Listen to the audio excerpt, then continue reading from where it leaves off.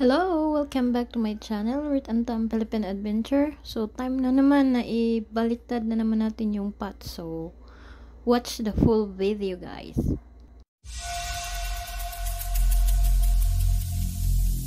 Every single day, I'm gonna make something great. That's my way. Every single day, I'm gonna make. So, here na naman tayo sa garden natin. So, I rearrange na naman dito last Tuesday. So, yung mga Orlando ko na malalaking yung mga giant Orlando at saka other big leaves na mga plants ay iniba ko na naman ng arrangement. So today is a short update sa garden ko. So all this one here is yung mga maliliit na pot. So ito before binili ko sa Shopee. So malaki na siya. Pink Princess. Ito din. Pink Princess. Itong tatlo. So, yung iba dyan is mga na siya. Yung mga aglo. Mga new variety of aglo. Ang iba is mutation na siya. So, nilagay ko lang siya dito sa front. Tsaka naka-white pot na lahat. So, ito so, every month talaga, at may nasago na every month, need ko to siyang ipangbaliktad yung mga pot. Kasi, if hindi mo siya ibabaliktad, yung dahon niya lahat doon mag-facing kung saan yung sunlight. So, kailangan mo siyang, kung saan yung, yung space na kailangan mo pang doon mailagay yung yung mga leaves. So, kailangan mo siyang ikutin. So, just flip the pot. Na, if you can see any space for the leaves, pwede mo doon siya i-face. Basta yung sunlight, naka-face siya sa sunlight kasi the leaves will follow the sunlight. So, yun. So, hanapan mo siya, most especially ganito, mas na siya, almost occupied na. So, hanapan mo na lang siya ng space kung saan medyo sa tingin mo kulang pa yung leaves na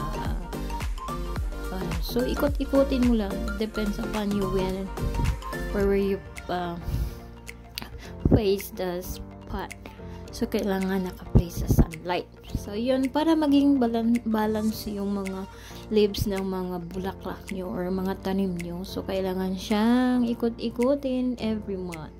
Or ako, tine-checks ko siya pag every 2 weeks. Kasi minsan, makalimutan ko. So, mas maganda na yung when nagdidilig ka, tinitingnan mo yung mga halaman mo, which one you have to flip the pot. So, yung ganito, so, hindi mo siya makikita kasi natabunan siya ng dahon. So, almost, na siya.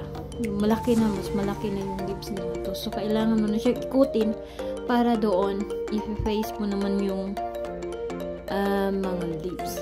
So, yan ang mga simple na tips ko for this update. At saka yung ang iba naman, yung mga aglo ko dito. Ito is to siya. Ito yung mga family ng mga alocasia. So, same pa rin. So, yung mga nagpe-face na doon. So, may bago siyang tubo na daon dito. So, kailangan mo lang siyang i-face. So, it's like this. Na malalaki na yung dahon niya. So, lahat lang sila nagpe-face doon. So, kailangan mo siyang ikutin para mag-balance na naman yung dahon niya. So, last month ko na siya ito naikot. So, syempre, sobrang busy natin. Minsan na nakalimutan na natin ikot-ikutin yung mga tanim natin. So, para maging maganda tingnan yung mga dahon ng mga tanim. So, just flip the pot. Simple lang naman siya. So, para maging balance na yung kagaya na ito. So, ko talaga siya na ko talaga yung pag ikot-ikot dito. So, maganda tingnan yung dahon niya. So, balance. ito, piecing lang ito lahat kasi minsan din may mga tanim na magkaiba yung structure ng nila, yung pagtubo. So, minsan kahit na ikot-ikutin mo, dun pa rin dun, so, don't lose hope. Keep trying kahit itong mga malalaking mga tanim na ganito. So, ito din, yung tawag nito, nakalimutan ko. So, ito yun siya. So, tingnan nyo, balance yung pagka ng mga dahon niya kasi nasundan ko talaga siya na sa pag-ikot-ikot kasi talaga siya na kikita mo lang kasi malaki siya at saka iba yung niya, may pagka dark yellow na siya. So, ito yung kahit mga ganito, yung mga ibang mga tanim nyo dyan, kahit hindi nyo na alam yung pangalan, kasi ako, tinatanim ko basta magaganda yung mga dahon niya. So, ito is part lang ng aglo din. So, may mga tanim na ko dito na hindi ko alam yung pangalan. So, kahit na basta nagagandahan ako sa mga dahon kasi most of my plants is mga gift lang sa akin. So, yung mga binibili ko is may mga orchids talaga. So, ito from my sister, like Marian, like that. At ito part ng aglo pa rin na mga mutation siya. So, naikot-ikot mo na siya para yung balance siya. So, yun.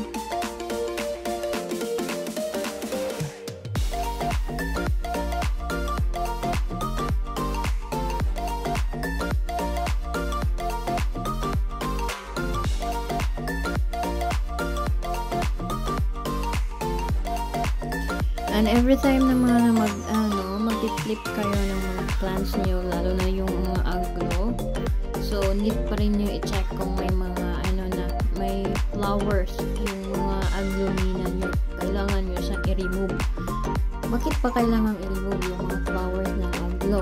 So kasi yung nutrients ng aglo is pupunta doon sa bulaklak. So, yung mga dahon na instead they will make bigger, so they are become thinner. Yung parang maliliit na siya. Tapos, ito pala yung nabili ko sa Shopee din.